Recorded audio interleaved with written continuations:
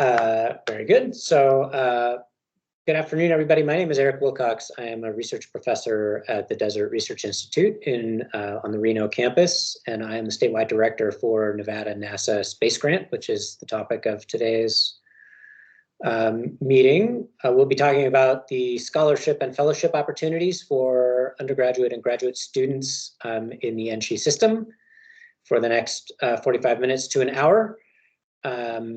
During the meeting, I will show you how to find our solicitations for these opportunities, and we will walk through these solicitations as efficiently as we can.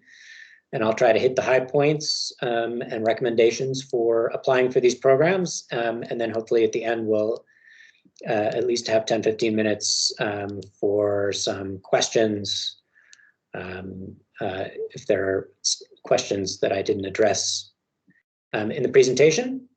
Before I get started, let me have the two individuals from the NSHE project office that support these programs also introduce themselves. Marcy, go ahead, and then Darlene. Hi, my name is Marcy Jackson, and I am the director of the system-sponsored programs in EPSCoR office. I am helping out with the project right now while we are in the process of hiring a new research administrator who would be your main contact when that person is hired. And I am Darlene Aranda. I am the program coordinator, and I help administer the programs. Thank you very much. I'm going to go ahead and share my screen and get into it.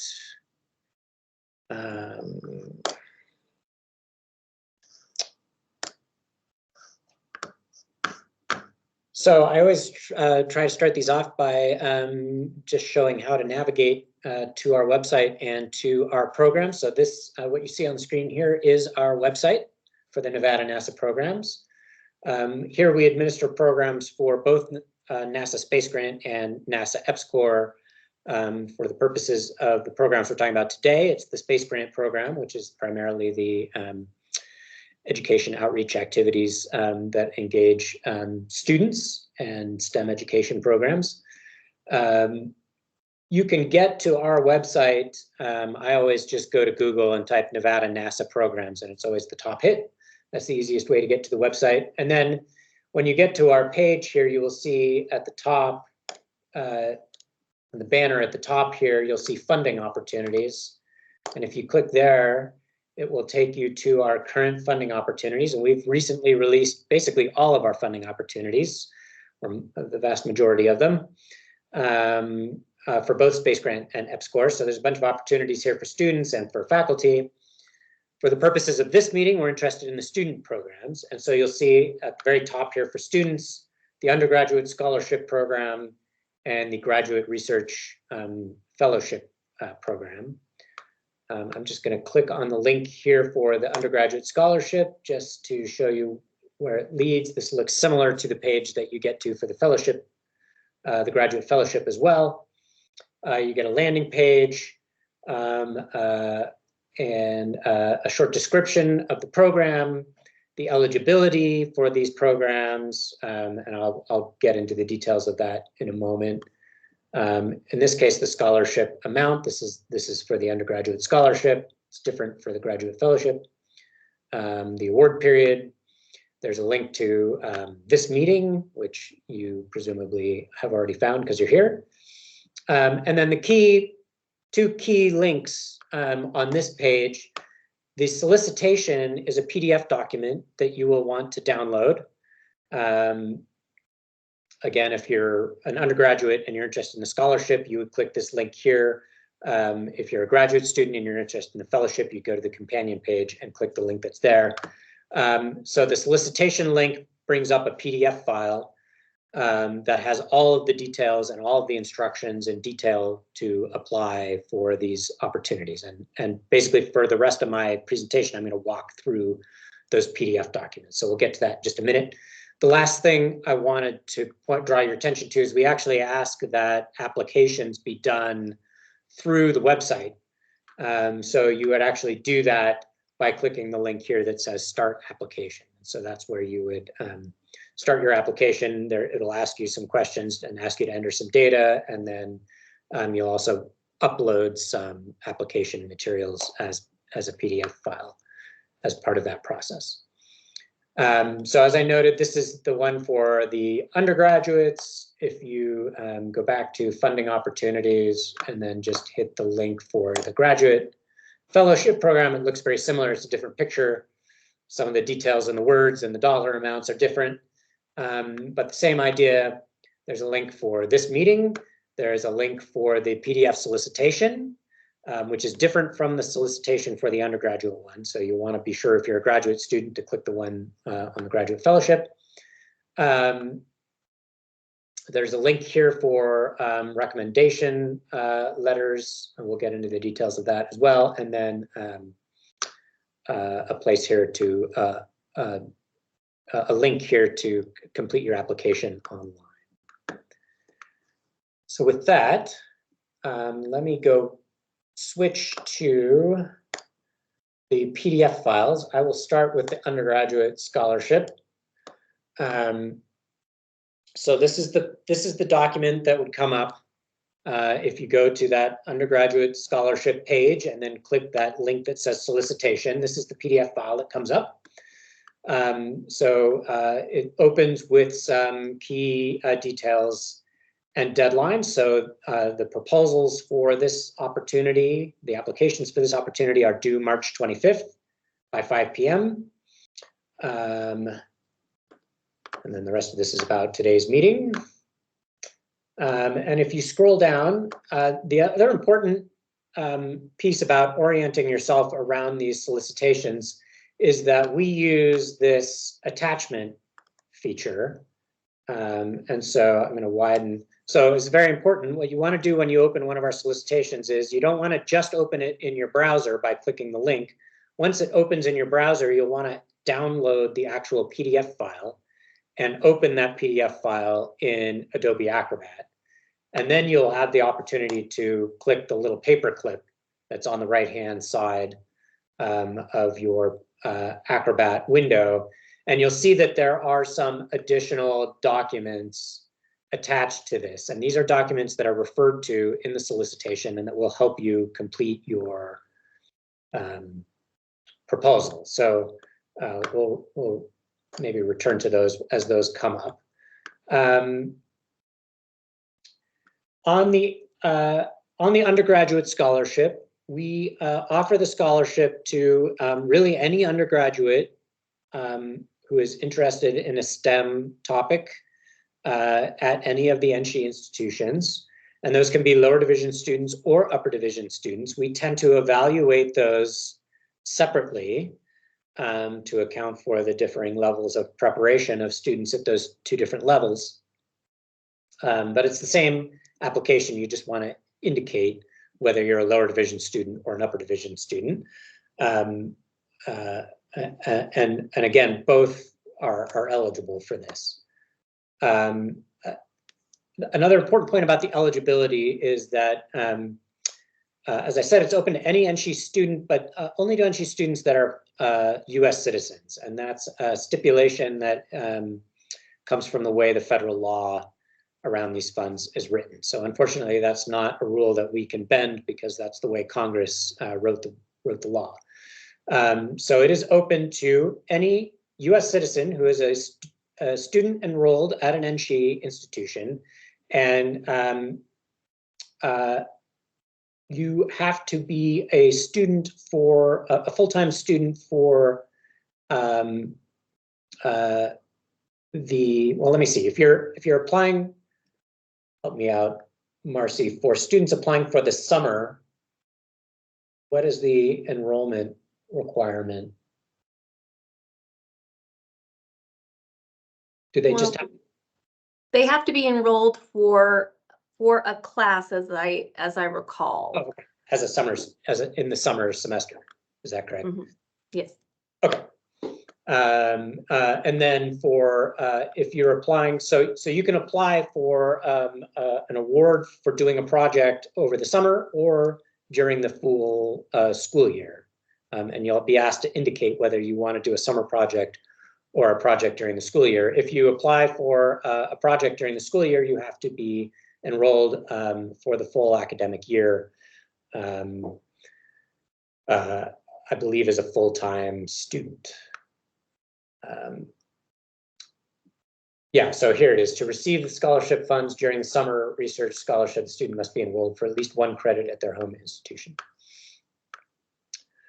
And then the other key element of this is that these awards are for a guided or mentored project with a faculty member. So to apply, you have to identify a faculty member who will be the mentor of your project and who has agreed to be the mentor of your project. And we'll talk as we get down to the specific application, how you indicate that on your application. So these are project-based awards. Potential project areas. Really, we are open to engaging students who are students in any STEM discipline. However, one of the things that we ask you to articulate in your project proposal is how your project is related to NASA's research interests and research priorities. And so that is something that you will want to articulate because NASA wants these funds to be used not just to create authentic STEM opportunities for students, but to create authentic STEM opportunities that relate to NASA's specific interests. And so if you go to the paper-clipped documents here, I will draw your attention to the first 2 documents here. One is a copy of the most recent strategic plan for NASA, which has very high-level language about what NASA's strategic goals are. And then there's another document, the second document here, NASA's priority research topics, which is a rather dense document, but it talks about the different mission directorates at NASA, what their priorities are, and then it also talks about the various NASA centers and what the research priorities at NASA centers are. And so we will want you to go beyond just saying, you know, my project relates in some way to space travel, and space travel is important to NASA, so therefore my project is relevant.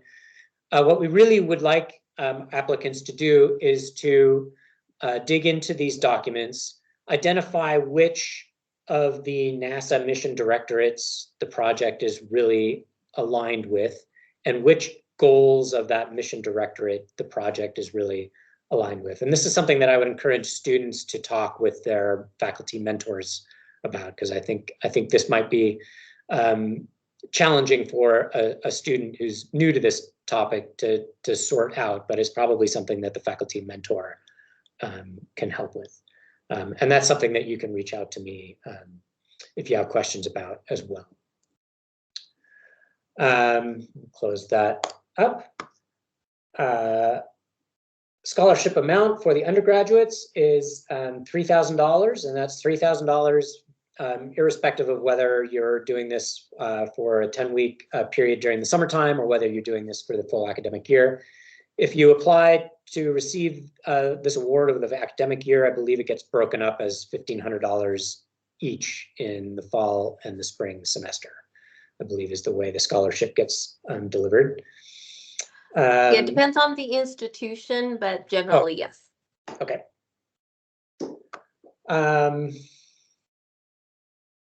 Let's see. Some of this is we've already talked about. The target here is scholarship projects in STEM topics. And then one of the things that is noted here is that we expect students that participate in this program to attend our statewide NASA meeting that always happens in April during the spring, towards the end of the semester. And we gather for a day. Every other year, we alternate between Northern Nevada and Southern Nevada. This year in April, we will be in Southern Nevada, probably on the DRI campus across the street from UNLV. And as part of that, we have presentations by presentations by some of our faculty awardees. We'll have a keynote on a topic of relevance to NASA's interests. And then we invite all the students that participate in our programs to prepare posters and present posters. And we generally do a poster competition. And we typically get a good turnout. So I think last year we had over 30 posters at our statewide meeting. So it's a good opportunity for students to present their research to other students and to faculty that are involved in NASA-related activities. And so if you are in Northern Nevada, for example, this year, and you're going to travel to Southern Nevada, or if you're funded next year, I guess it would be more relevant. If you get your scholarship next year and you're in Southern Nevada, we'll probably have the meeting in Northern Nevada. We would ask that the funds be used to help support travel so that you can attend that meeting. Again, eligibility, important, must be a citizen of the United States to apply for these programs. Here's the deadline again, March 25th. We will not review proposals that come in or applications that come in late, and we will not review applications that are incomplete. That's just a rule that helps us keep the competition for these awards fair. So we encourage folks to finish their applications well in advance of the deadline. Don't wait until the deadline day, an hour or two before 5 p.m. before you click that link and start to figure out what needs to be uploaded. Be sure to even try to be a day or two early if you can, so that if you discover that there's something missing from your application, you have some time to correct it, or if you encounter some technical difficulty. Again, we ask that the applications be submitted electronically. Every once in a while, we have an applicant who runs into a technical challenge between their browser and the web app or something like that. If that happens, please reach out to us right away by email. We can probably arrange to have the materials collected by email if a technical problem arises. But nevertheless, that communication has to happen before the deadline for us to consider the application. So please be on time. There's a helpful note here, which is something that I'll probably end up repeating. An excellent submission will be one that is responsive to what this document says we are looking for. The good applications tend to be articulate and succinct. And in particular, we won't necessarily have, so the way these get reviewed is I assemble a panel of faculty who read through them and score the applicants. And then largely we do the selections based on those scores.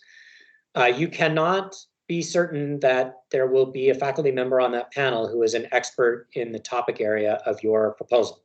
So please be sure to write your project proposal and application using general language that is language that would be understandable by any person with a background in any STEM discipline. So highly technical jargon, you should use only sparingly at all. And if you do, be sure to define it. Otherwise, try to use generally understood terminology.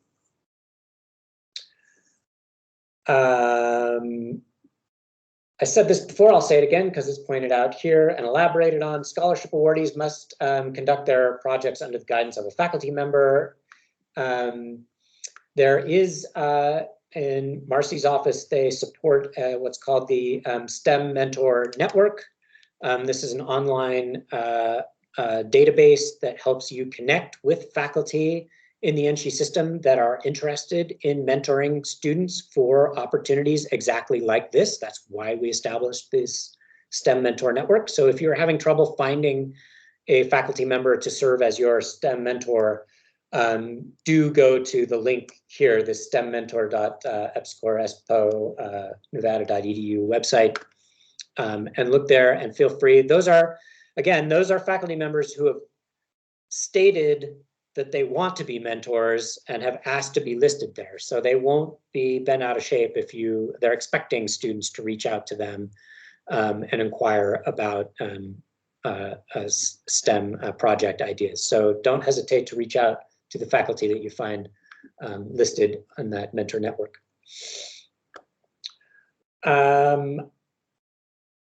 Let's see.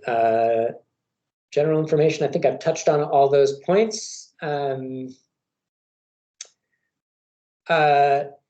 other point about the scholarship, and this is true of the fellowship funds for graduate students as well, is in order to receive these funds, we disperse these funds through the financial aid office. That's the way these funds have to be dispersed to students. So you have to be in good financial standing with your institution in order to receive these funds. And we highly encourage students to reach out to the financial aid office and tell them, I'm applying for this scholarship. Am I eligible, or are there outstanding charges that need to be settled in my account before I can receive scholarship dollars? Or if I receive a scholarship, will all that money be diverted to some outstanding balance? Or any questions about what your eligibility to receive financial aid have to be addressed with your financial aid office. We can't answer those questions. So we highly encourage, again, students to reach out to their financial aid office and check on their status with the financial aid office before completing their applications. Program guidelines, again, we have a citizenship requirement. Excuse me. NASA requires us to do a fair amount of reporting, so we will be asking you to provide information for us that may include multiple times you being asked to fill out a survey. So we have to collect information about the students that we fund through these programs to report to NASA. NASA is also very interested in, as well as we are very interested in understanding longitudinally what happens to students that are funded in our program. Do they graduate? Do they go on to careers in STEM fields? And so in order to be able to document that, we have to do some longitudinal tracking. So you may repeatedly get asked to fill out short surveys, and that helps us document what the outcomes of these programs are. Submitting to that reporting is an obligation of receiving these awards. We also ask that you provide a headshot to us if you're selected for an award, and sign a media release form, and that allows us to share materials and promote these programs and the students that participate in these programs. And then we're very interested in making sure that the body of students that we support with these programs are representative of the diversity of students at NSHE institutions.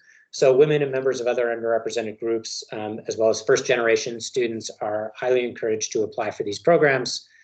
We do track those demographics, and we report those demographics to NASA as part of trying to achieve the goals of these programs and to demonstrate that we have achieved those goals. Okay, here are the application instructions. Again, we recommend that you speak to the financial aid office.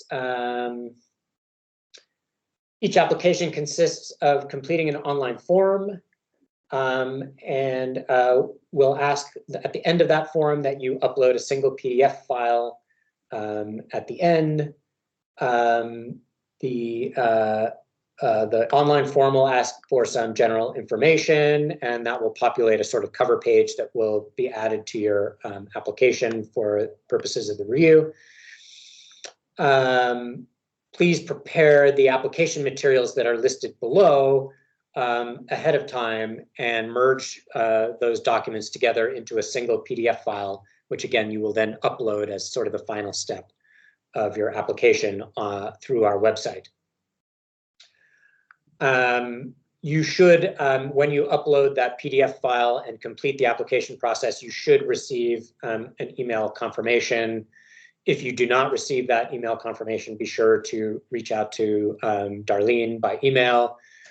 She can check and verify if your application was received. Again, we encourage you to do all of this ahead of the deadline so that if you say do submit and you don't get a confirmation for some technical reason, that there is still time to reach out to Darlene and she can confirm whether or not there was an issue with the submission and we can get it sorted out. There's the link again. The link to the online application should be the same link that is on the website. As far as what goes in the single PDF, so this is specific to the scholarship, and then I'll quickly go over the same part for the fellowship in a few minutes here. We ask that you submit a project description for, again, these are research-based projects guided, mentored by a faculty member. We ask that you design a project that can be completed in the allotted time, either the 10-week summer session or during the academic year. The project is generally a sort of collaborative effort between the student and the faculty member. We encourage you to engage with the faculty member in scoping out the project, although we do ask that the application be written by the student.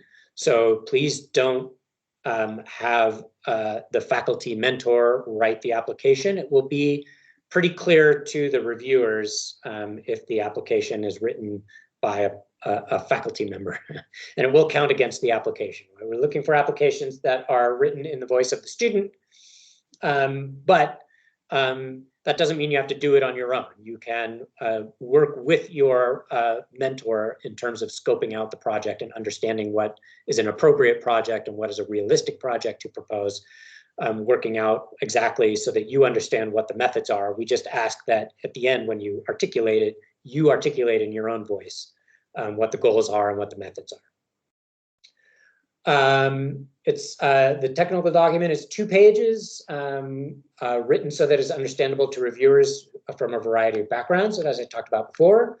Don't use microscopic fonts in order to fit it into 2 pages. We ask that you use a standard 1-inch margin and a standard 12-point font, like something typical of a document like Times New Roman. The document must include these elements: a title, a brief abstract, a summary of the project of 50 to 100 words, an introduction that would explain some background, and in particular, how this project is relevant to NASA's interests. We ask that you specifically mention the mission directorate. So those can be things like, if you're a science major, it'd be the science mission directorate.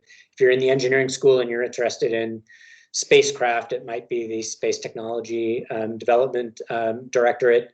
If you look through the document that's paper-clipped here, it talks about the different mission directorates of NASA. So we ask you to actually explicitly state which mission directorate your project is aligned with and how that alignment, how the project is aligned with that mission directorate. We ask that you articulate the objectives of the research project.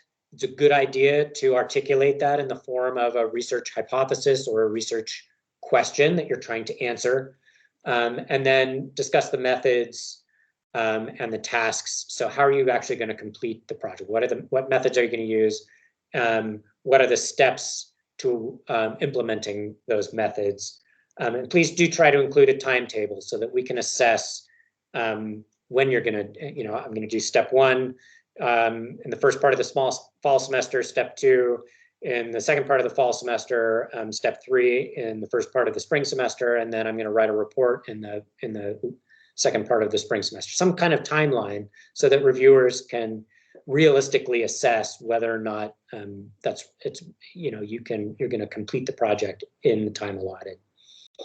And then We ask that you disseminate the results somehow. That could be a presentation, as I said. We encourage you to come to our statewide meeting and present. Please articulate that. Say, I plan to come to the statewide meeting and present a poster on this project to the faculty and students of NSHE. That's how I'm going to disseminate the results. That would be a perfectly acceptable outcome of this project. So state that in the project plan.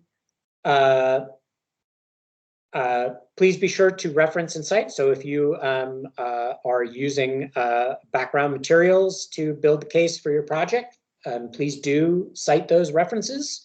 Those don't count against the 2-page limit, so you can have a separate page for the references and citations. We ask that you include transcripts.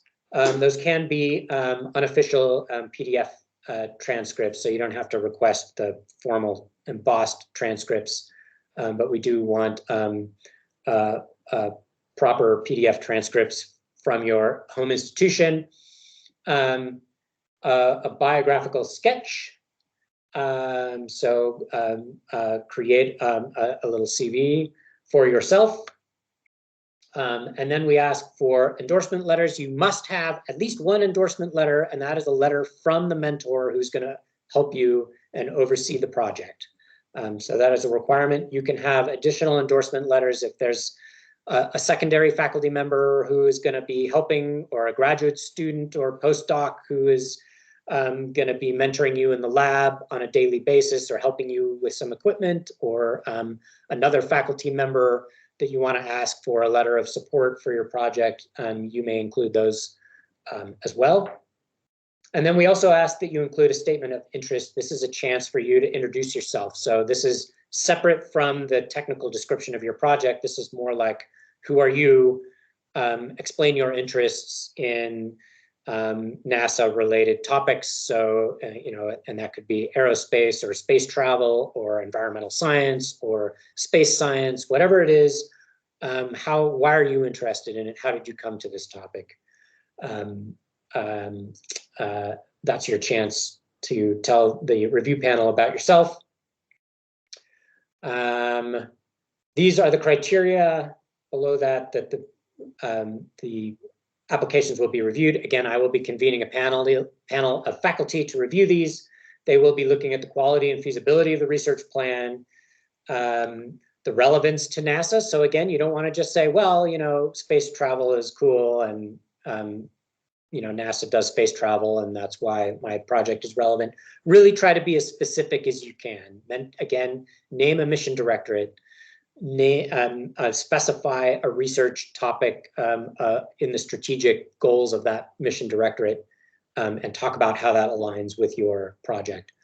They will also be looking at your expressed motivation and interest in NASA-related STEM topics and STEM careers. So that's where that statement of interest is really important. We're particularly interested in funding students that are interested in pursuing a career in a STEM field. That is a goal of these programs. So we will be assessing that. We'll be looking at academic records, of course, and then we'll be looking at the mentor endorsement letter. So make sure that you let your faculty mentor know that we want to know that the mentor is going to be engaged in the project. So the letter should articulate that the faculty member knows you, thinks that you are competent to complete the project, and it should also express that they are going to be your mentor. They're looking forward to being your mentor, and they're looking forward to help you be successful in the project. And so the review panel will be looking for those elements in the letter. We're aiming to try to make announcements in May so that those students that are applying for summer funds can be awarded before summer begins. That's our goal. And then our contact information is here. So any questions lingering that we don't address in today's session, be sure to reach out to us. All three of us are named there. All three of our contact information is there. So that, again, is the undergraduate scholarship. I'm going to switch over to the equivalent document for the graduate fellowship. And I'm going to go quicker through this and just try to highlight the differences. The deadline is actually different. The deadline is actually a little bit sooner for this one, so March 18. Again, 5 p.m. And again, those are hard deadlines. So incomplete applications or applications that are received after 5 p.m. on March 18 will not be reviewed. So be sure to get started early. Same deal. There's the same 3 documents are attached here. The NASA strategic plan, the more detailed description of NASA priority research areas. And then I didn't mention it before, but there's another document here on tips on writing objectives for a research project that are compelling. We call them SMART objectives. Those are objectives that are measurable and traceable and articulate, and you can read through that document. It gives you some details on how to articulate goals for a project that reviewers will find compelling. Similar eligibility requirements. So same, you have to be a U.S. citizen, you have to be a full-time graduate student in a STEM program.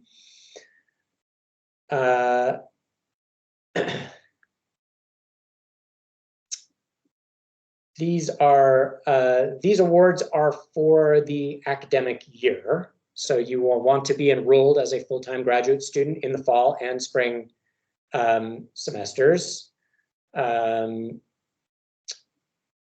And the other thing that I meant to note, which is probably true of the scholarships as well as the fellowships, although it comes up more often at the fellowships, is that a renewal. So if you've been a recipient of one of our awards in a prior year, you can apply again, but we do give priority to students who haven't received awards in the past. So again, a renewal application is allowable, but new applications for new awardees will receive priority. Same project areas, we're looking for STEM topics that are aligned with NASA's strategic goals. So those same things apply here to the fellowship. The fellowship award amount is different. That's substantially greater for the graduate students. It's a $20,000 award for the academic year. It's usually provided in 2 installments of $10,000 each in the fall and the spring semester. An important point, and something that has caused confusion in the past, as a fellowship recipient, you are not necessarily, you will not be, as a result of this fellowship, an employee of NSHE. You will just be a student. And therefore, we cannot guarantee that you will get the tuition waiver that comes with being an employee, like a graduate student researcher who would be an employee. So it may be possible as a fellowship recipient to receive that tuition waiver, but you have to talk with your department, and that has to be negotiated between your department and perhaps the dean of your college or the dean of the graduate school as far as obtaining that tuition waiver. That is something that we cannot grant. In the past, we've had agreements with deans to honor tuition waivers. It hasn't always worked out that way in the last couple of years. So please be sure to talk early with your faculty mentor and ask them if they can engage perhaps with their department chair about that. And then another strategy, which I'll mention here for any graduate students, something that we've employed here at DRI successfully with some of the UNR graduate students that work at DRI, is to have students employed as a part-time graduate research assistant, so that they get the $10,000 per semester from our fellowship. And then if their faculty advisor has a grant, they can employ them as a part-time GRA for and make an additional stipend payment that sort of makes the difference between our $20,000 fellowship and what the full graduate research assistantship is. And then it's easier to get the tuition waiver if you have that part-time graduate research assistantship employment status. So that's another strategy. If your faculty advisor has some funding, but maybe not enough to fully fund a graduate research assistantship, that's a way of leveraging this fellowship together with partial funding to get employment and gain eligibility for, or potentially gain eligibility for a tuition waiver. Again, if there's more questions about that, you feel free to reach out to us about that. Talked about eligibility, talked about the deadline, we talked about areas and alignment with NASA. All those rules are the same. Again, same thing with the graduate students as the undergraduates. We provide these funds through the financial aid office at your home institution, so be sure to reach out to them, check on your status and your eligibility to receive fellowship funds, and make sure that there's no outstanding issues with the financial aid office. Let's see, these program guidelines, I believe, are all the same. Same reporting is involved, the same longitudinal tracking I talked about is involved, same interest in engaging a diverse student body apply here. Let's get to the application details here. The application is not totally identical, I don't believe. Same process, you're going to apply. It's a different link than the scholarship, so be sure to use the fellowship link. It's the same, should be the same as the link in the fellowship area on the fellowship page that I showed earlier.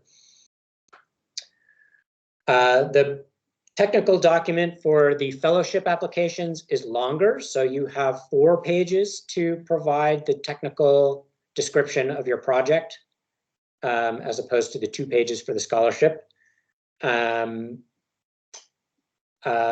The elements of the technical document, however, I believe are the same. So project title, a brief abstract of 50 to 100 words, an introduction on why your project is important, and again, the alignment with NASA, the objectives, what are the research hypotheses or questions you're answering, what are the methods and tasks you're going to be using again, especially since you have 4 pages as opposed to 2, really take some space to articulate a research plan. Reviewers really like to see a plan. You know, these are the methods. These methods require these following steps. This is the order I'm going to do the steps. This is the timeline when I expect to complete each of those steps. That goes a long way to building confidence in the review panel that the project is going to be successful. And then again, plans for reporting. If you're a graduate student, again, we welcome the graduate students to come and present at our statewide meeting.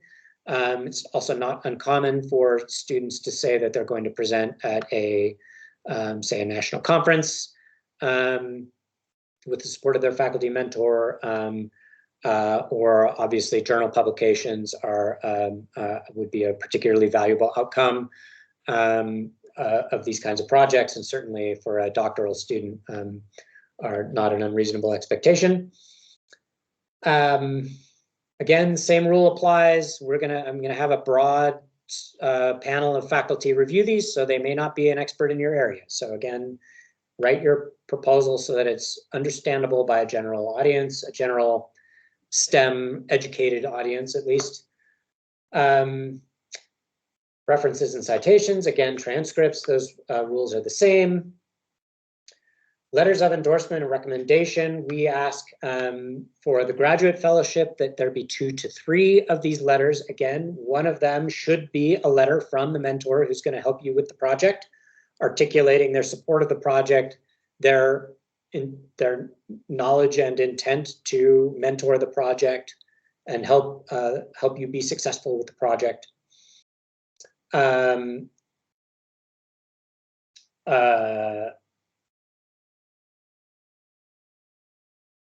The other letter, at least we ask that you have one other letter accompany your application from a professor, an advisor, or a university administrator who is somebody who is well acquainted with you and can speak to your academic ability and your perceived success at completing the project.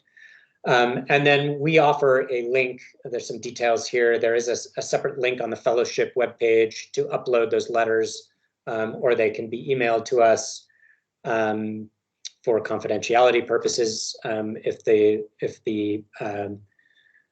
faculty member, whoever it is writing the letter of reference, wants to send it to us directly, they can do that. They just have to be received ahead of the deadline. That's the only stipulation on that. CV and a biographical sketch, same rules. Again, statement of interest, same idea. We want to know about you and your interest in the topic, how you got involved. And then similar review criteria. Again, it'll be probably a separate panel that reviews the fellowship applications from the scholarship applications, so they won't be mixed together.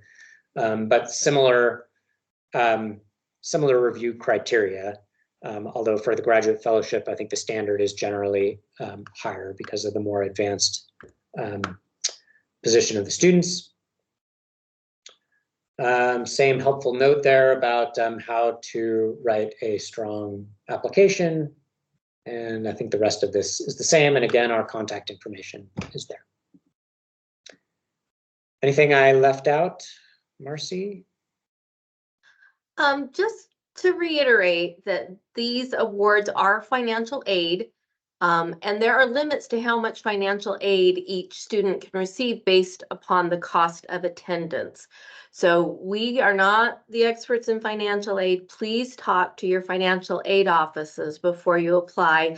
We have had instances in the past where students had come back after the fact and they found out they couldn't accept the full award because they had other forms of assistance that were coming in.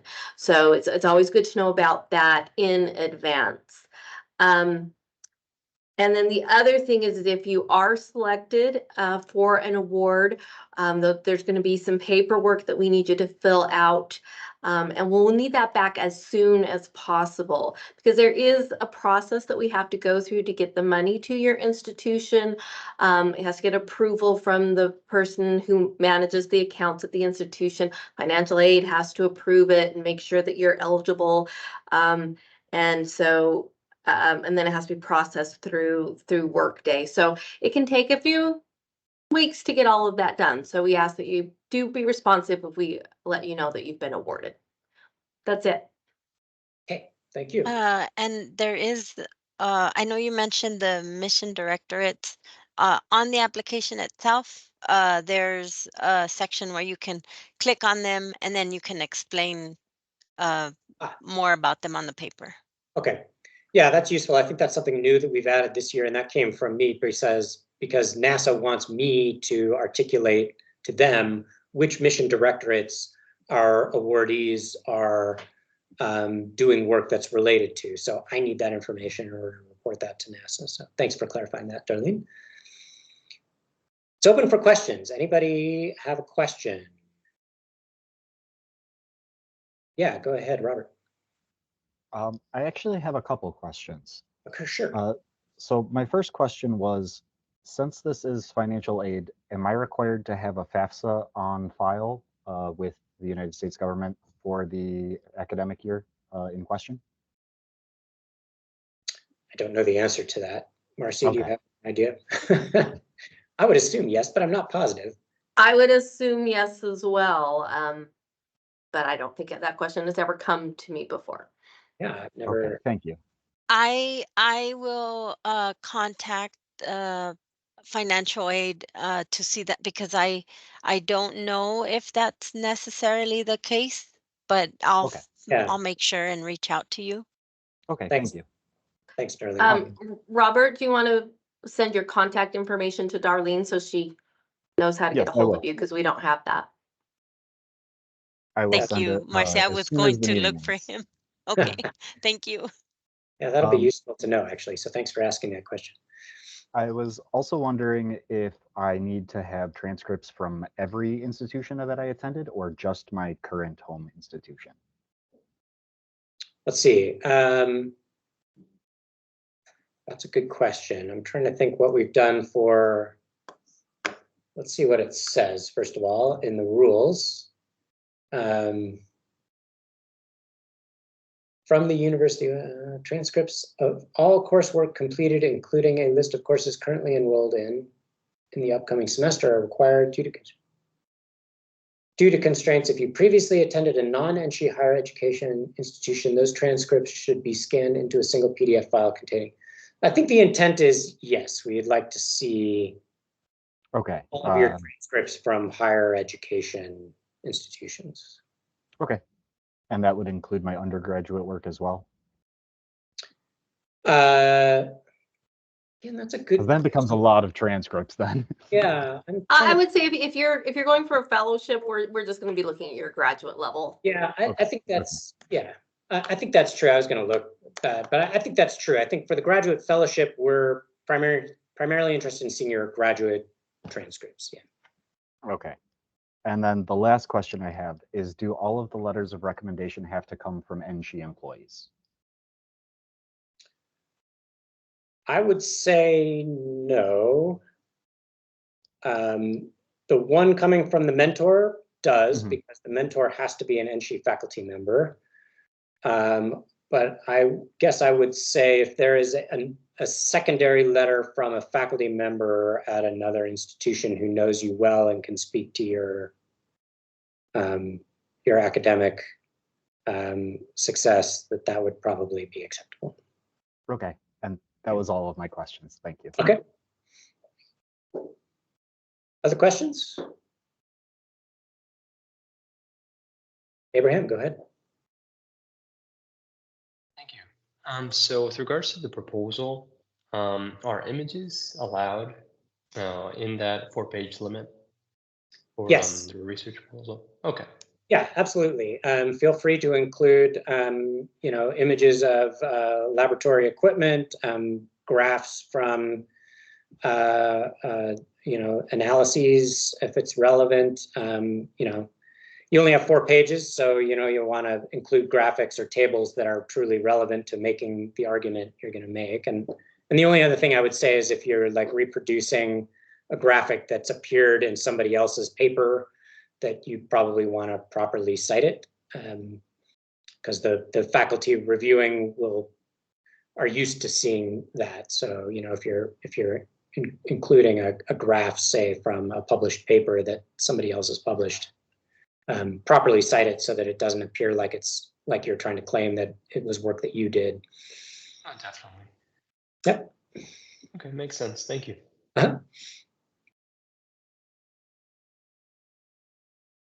Any other questions? Last call. Okay. With that, then I guess we will close it out. Darlene will be posting this recording. So since the turnout for this was kind of low, we post the recording and people can look at it later. If you have friends or colleagues in your department that are interested in this program, be sure to show them the webpage and tell them they can watch the recording of this meeting. So with that, I will close it out. Thanks everybody for coming. Thank you. We'll look forward to your applications.